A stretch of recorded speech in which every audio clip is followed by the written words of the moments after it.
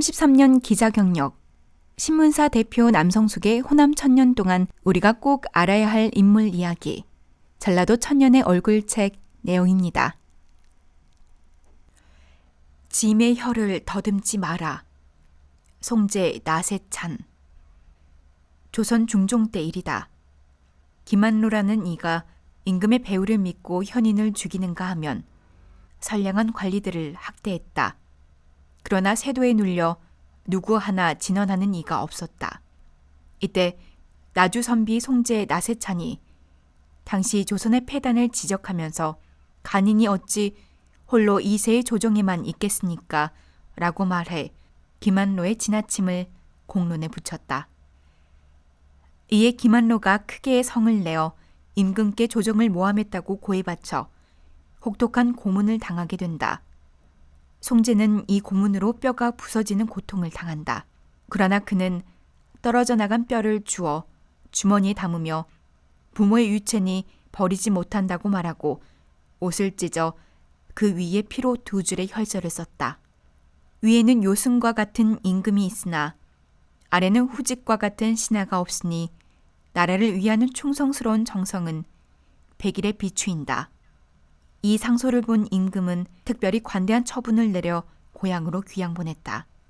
적소에는 먹을 것이 없어 굶는 날이 많았으나 책 읽기에 여념이 없었다고 전해진다.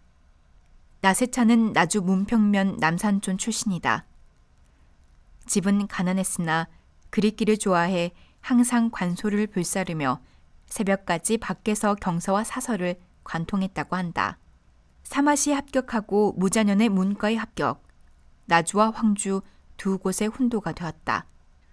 초시에 합격하니 그 논제는 숭의전론이다. 한 나라 지도자가 가져야 할 가장 중요한 정치 체계를 논한 것이다.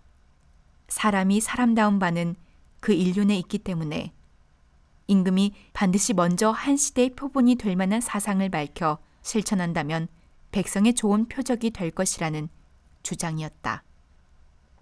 인륜에 5가지가 있는데 떳떳함이 천하의 인심에 적용이 안 되니 나라의 질서가 엉망이고 누구 하나 사회를 위해 헌신하려 하지 않으니 국가가 어려움에 처하면 누가 진실로 모범이 돼 일어나겠느냐는 질책이 담긴 글이었다. 이후 그는 춘추관 예문관 검열, 홍문관 보수찬 등 요직을 두루 거쳤다. 항상 관직에 있으면서도 연구를 게을리하지 않은 탓에 41세에 타경시에 장원을 할 정도였다. 학덕이 높은 선비 중에서 최고로 뽑힌 그는 호당에 들어가 퇴계 이황, 금호 임형수 등과 동문수학했다. 타경시는 이미 학문을 인정받은 이들을 대상으로 하기 때문에 여기서 장원을 할 경우 영광 중의 영광으로 생각했다. 조종은 물론 온 장안의 화제가 된 송제의 글은 위무공 어깨론이다. 이는 정치인의 특별한 자세와 경계를 강조한 논문이다. 내용을 요약하면 다음과 같다. 대개 마음을 바로 세우지 않은 공직자가 많은데 이는 안을 잘 보존하지 못하고 밖을 억제하지 못해서 일어난다. 또 지난 것을 능히 보존하는 이는 많아도 앞날을 깊이 안보하는 이는 많지 않다. 그러나 옛사람 중 위무공은 90세에도 왕위에 있었지만 몸과 정신이 건강해 아침 저녁으로 나라를 다스림에 과실이 없었는가 반성하고 검토해서 젊은 신하를 놀라게 했다. 성인이 아니고서야 실수가 없는 사람은 없다. 위무공은 천하의 지극히 갖기 어려운 것은 정당한 마음이요. 더 어려운 것은 사사로운 정이라는 것을 잘 알고 이치를 바로해 시시비비를 잘 가려냈다. 따라서 늘 눈을 경계하고 마음을 경계함은 과실을 방비하는 것이 되지 못하니 항상 반성하고 되새기는 의미로 어깨를 지었다. 어깨란 몸에 과실이 없어야 한다. 짐의 혀를 더듬지 마라. 사람이 보이지 않는 것에도 부끄럼이 없는가가 주 내용이다.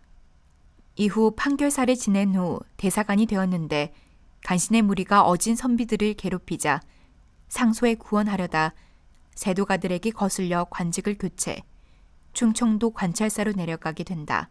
이때 조정에서는 인조가 1년을 넘기지 못한 임금이라 하여 문소원에 모시지 말자는 공론을 하고 있던 때, 송제는 상소를 통해 이 일의 부당함을 진언하다가 내침을 당했다. 전주 부윤으로 일하다가 본청에서 54세로 숨을 거뒀다. 정치가 어지러울 때 꼭 할 말을 하고 임금의 바른 자세를 역설하면서 자신의 행실에 부끄럼이 없었던 선비. 바로 이런 선비들에 의해 호남 사상이 밑부리는 튼실해졌던 것이다.